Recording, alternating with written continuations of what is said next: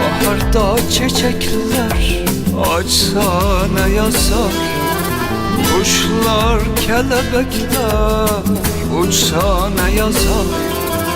Yaralı gönlümde acı hazan var, ben sensiz mutluluk hissetmiyorum. Yaralı gönlümde acı hazan var, ben sensiz mutluluk hissetmiyorum.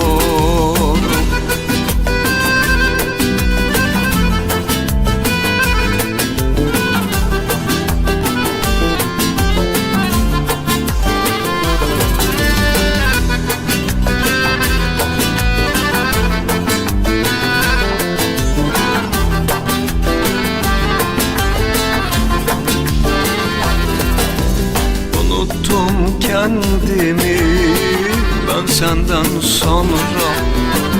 Aç mı susuz muyum dert etmiyor.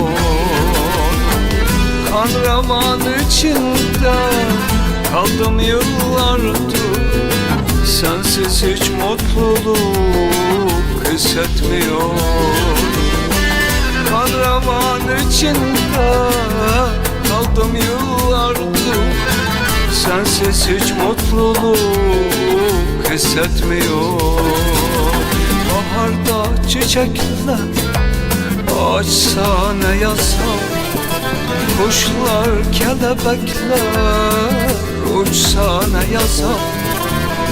Yaralı gönlümde acı hazan var, ben sensiz mutluluk hissetmiyorum.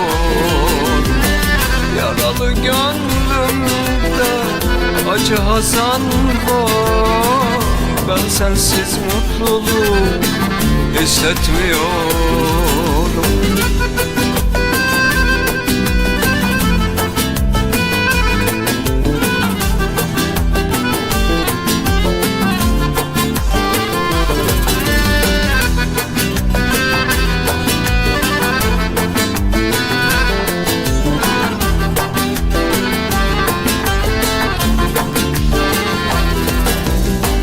Gittiğimden beri gülemez oldum, kendimi bir hüzün selinde buldum. Öyle bir acıyla, kederle doldu, ben sensiz mutluluk hissetmiyorum. Öyle bir acıyla, kederle doldu, ben sensiz mutluluk hissetmiyorum.